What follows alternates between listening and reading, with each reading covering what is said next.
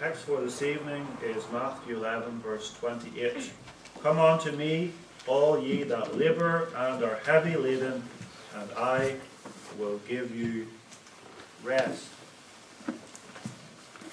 Beloved, as Jesus walked upon the earth, he noticed that the people of that day longed for rest. The people fainted and were scattered abroad as sheep having no shepherd. They led difficult lives. They worked long and hard, and then after they had worked, the Romans would come along and take most of what they had earned in oppressive taxes. And they were oppressed too by the religious leaders of that day, by the scribes and the Pharisees, who laid burdens upon them of legalism, so they had no rest even in their religious activities. And worst of all, they had no rest because they had no peace with God, because they knew that they had that terrible burden of sin for which they had no answer. And now, after hundreds of years of oppression, there stands in their midst a man who is promising to give those who come to him rest. This man did marvelous miracles. We read of those miracles in the context of the chapter. The blind received their sight, and the deaf were able to hear. The lame walked, the lepers were cleansed, and he even was able to raise the dead. This man spoke with marvelous authority, not like the scribes and Pharisees, but with the authority of God himself. He said that all things were delivered to him by the Father in heaven. He said that he alone knows the Father. And now this man is calling out in the midst of the people, "Come unto me, and I will give rest." What is rest? Rest is that state of body or soul in which a man enjoys sweet refreshment, calm repose, and quiet peace. And this blessing of rest is especially precious to the labouring man, the man who is exhausted after physical toil. That word labouring in the text, all ye that labour, often means in Scripture strenuous physical activity. For example, in Luke 5 verse 5, it's translated as toil. There Peter says to Jesus, "We have toiled all night and taken nothing." Fishermen toiling. They were labouring men. And John 4 verse 6 calls Jesus one who labours. He was wearied with his journey and sat down on the well. So after walking for many miles, he was weary. The word means weary or exhausted or having worked strenuously in a physical way for a long time. But the rest here that Jesus speaks of is not a physical rest, but a spiritual rest. We know that because he says, "Ye shall find rest unto your souls." Jesus came preaching spiritual blessings of a spiritual kingdom. The people wanted to be released from Roman oppression. They didn't want rest for their souls. They wanted great prosperity. They wanted freedom from the Romans. But Christ promises rest to those who are exhausted under the burden of sin. Let's consider that under the theme, Christ's promise to give the burdened rest. Rest from what? Rest through whom? And rest for whom? The burden of sin. Jesus uses a striking figure to describe sin. He describes it as a terrible burden. A burden is a heavy load which is very difficult to carry and which causes the person trying to carry it exhaustion.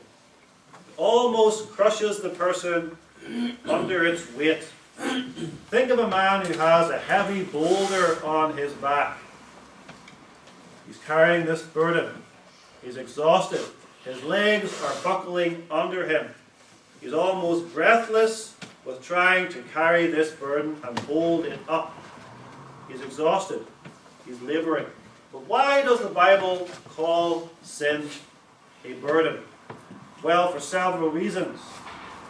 The first one is the guilt of sin is a terrible burden, because guilt is our debt to the law of God. And one who is a debtor is under a terrible burden. The law of God comes to our consciences and says to us, pay God what you owe. You owe God perfect obedience, and you have not paid. And ceaselessly and continually the same call comes. Pay what you owe. And we have nothing with which we can pay this debt. And God's law comes again and again. Pay what you owe. And if you don't pay, you go to the debtor's prison, which is hell. That's a terrible burden, the debt of sin. Another terrible burden of sin is the pollution or corruption of sin, which causes the sinner shame. Shame is a paralyzing sense of uncleanness, which means that the sinner can have no joy before God because he feels completely worthless. It destroys his fellowship with God and his fellowship with the people of God in the church. It's much more than simply being humble for your sins. That's good. But shame paralyzes the sinner, but he cannot serve God aright.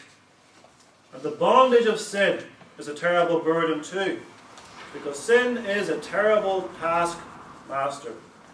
Sin is like the Egyptian taskmaster of old, who whipped the poor Israelite slaves under the noonday sun, making their lives completely miserable, demanding that they build Pharaoh's pyramids, but giving no straw. And so sin demands our service and makes us utterly miserable and exhausted in that slavery and gives us no relief. And sin is a terrible burden because of the awful consequences that it brings. It makes us guilty before the law. It corrupts our entire nature. It makes us ashamed because we're filthy before God. It enslaves us. And finally, it pays out those terrible wages, the wages of sin, death. And sin pays out these wages in installments throughout a man's life, in sickness and disease and disappointment and sorrow. All throughout a man's life, all of these things are the consequences of sin in the world. And eventually, at the end of a man's life, sin pays out death in one big lump sum. Death, in all its horror, is paid out to the sinner as he descends into the everlasting death of hell, crushed forever under the burden of the wrath of God. And God makes sure that we experience sin as a burden. It's not something theoretical. Watch a man carrying heavy furniture. You see him sweating and panting.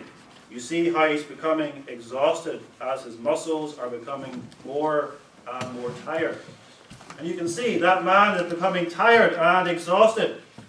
But instead of watching that man from the comfort of your chair, go over there and lift that heavy load yourself.